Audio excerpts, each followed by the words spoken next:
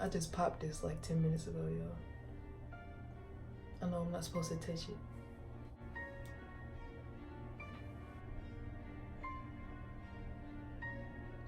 Today I have for you guys well, not really conspiracies, but a creepypasta. I heard a lot about these like when I was in middle school, but like nobody really, elaborated on them. So I just decided to take matters into my own hands. And we're about to get started on some creepypasta, y'all. Y'all ready? I said spooky coming. Are y'all ready? It 2 just came out. You know what I'm saying? Joker just came out. Y'all know what traumatized me from clowns? It. The first one. The very first one. And I'm gonna show y'all which scene it was too. Carter, where are all the dead kids? Come closer, Beverly. We all want to meet you.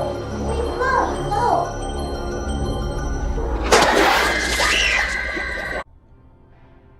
you. Yeah. And then, I can't even plug my earphones into my computer. I have the little dongle thingy, and I realized it's just the same is this. So, oops.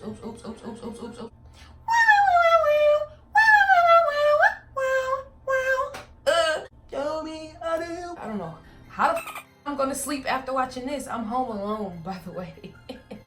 How do you sleep?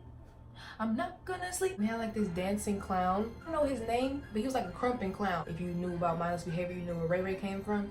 He came from like that group. I used to crump when I was little, and like I was not scared. I was not scared of him. I wasn't. We're gonna do the clown. Doesn't that sound fun, guys? You should really pay attention to the things your kids watch on TV. The first time I was snapped from my cartoon-laced delusion. I lost a part of my childlike innocence. My older sister and I were watching television like we did every evening before bed. A special report from Illinois popped up on the TV showing a large man. He wore a sinister grin that was exaggerated by a smear of red makeup. Blue triangles turned up most of the area around his eyes. The rest of his face white like cold cream. A white-gloved hand was raised in a frozen wave. The newscaster said the man had been arrested for taking the lives of 33 young boys. We live nowhere. Is this John Wayne Gacy? This John Wayne Gacy, it gotta be. It gotta be John Wayne Gacy. If y'all don't know, if y'all haven't seen American Horror Story. I covered them all with lights. Not my fault that the cop who used my bathroom was very familiar with the smell of rotting bodies. 33 baby boy bodies in his basement, y'all. 33 bodies. He could have had 333. Be safe out here. All I knew was that 1 hour ago I liked clowns. After seeing this, I was terrified, especially being a young boy myself. 6-year-old me burst into hysterics. I was heard throughout the house wailing to my sister, "But Bubby, I thought all clowns were nice." But Bubby! My dad sat me down, got out his map of the United States, and showed me how far away from Illinois we were. When that didn't work, he explained that they'd caught him and locked him away. The world was safe from him forever. I couldn't understand why anyone would hurt children, let alone a clown. Clowns are supposed to bring joy, happiness, laughter, not hunt down boys and stack their bodies underneath his house. You thought? The fuck? My father distracted me with something normally forbidden for bedtime. Ice cream. Ice cream. Flash forward decades later. I'm divorced with a 15-year-old son of my own that my ex Rachel and I share custody of. Jesus. Last Christmas, Rachel sent me a wind-up clown figure. Special FU for the holiday season. Tried to be the bigger person, however, I couldn't help but send a thank you card in response. Contained only 5 words. Thanks for the excellent gift. That's what you came up with? I would have reached deep down in my motherfucking gut, my little basket of tricks, and sent that bitch a basket of dicks. The new year brought a new trend. News reports all over the United States are appearing left and right about, of all things, clown sightings. It's quickly becoming known as the Year of the Clown.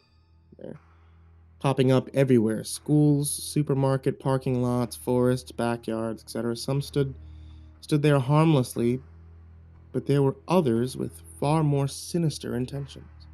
I'm too jumpy to conceal and carry, so I always keep a knife on me, just in case.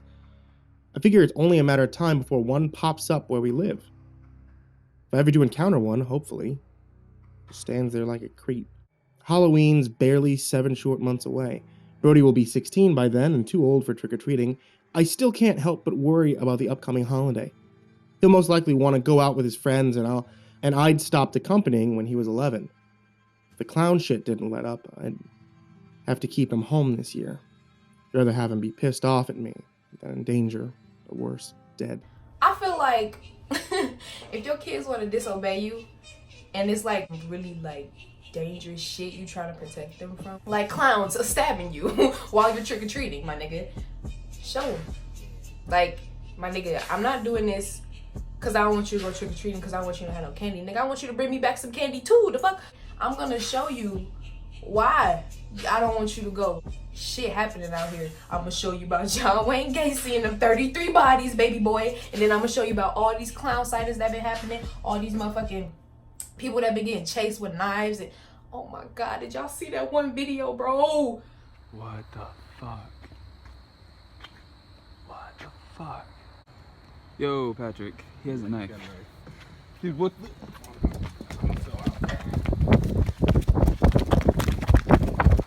What the fuck? What the fuck?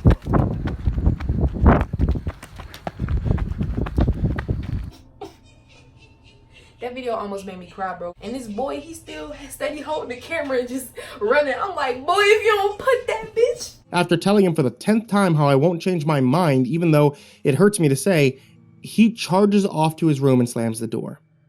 The moment it closes, I hear a torrent of furious swears, of complaints. You think you can protect yourself from fucking a horde of clowns, my nigga? You can't.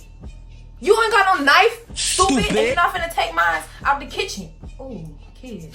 It's Halloween, bro. Bro, if you really care, bro, let me go with you. You never too old to trick-or-treat, bro. I'll dress up and everything.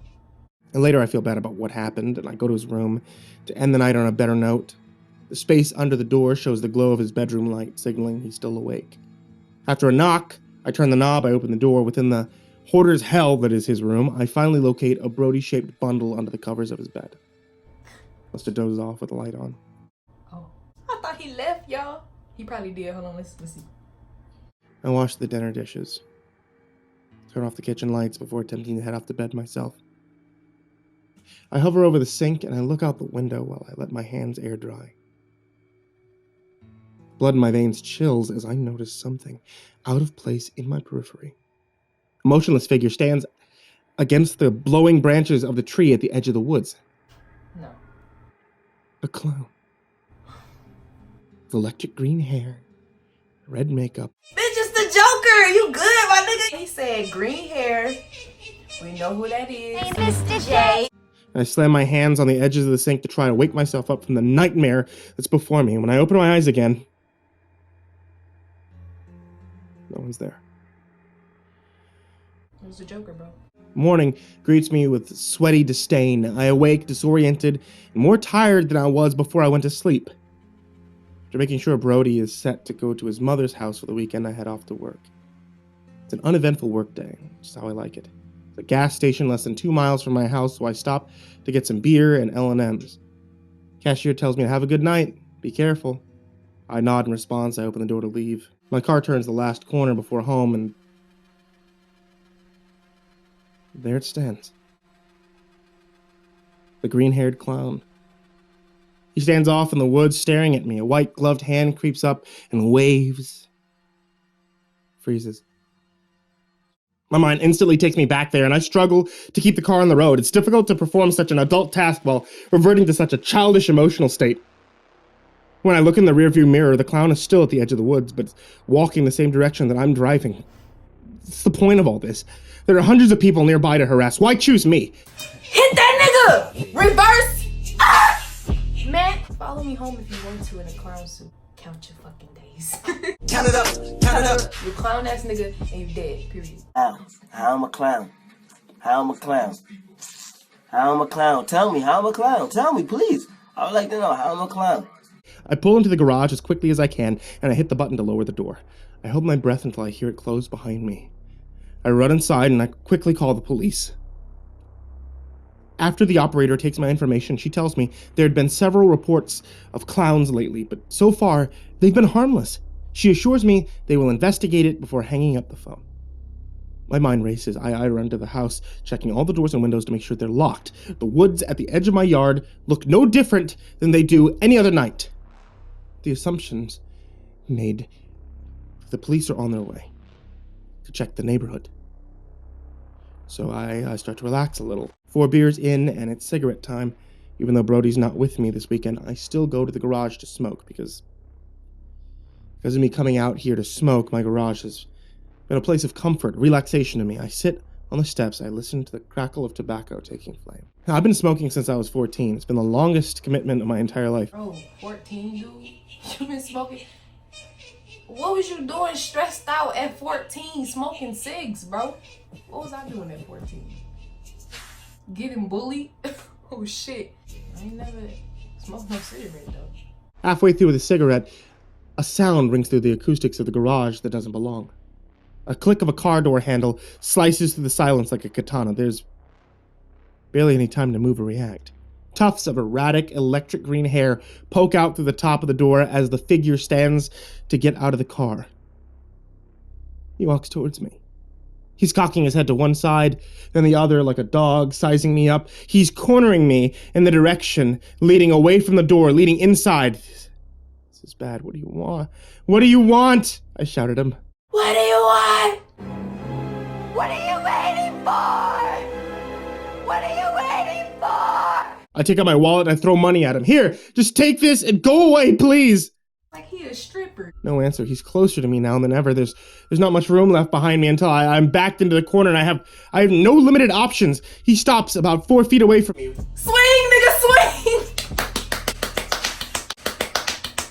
Better start swinging, and I mean now, brother.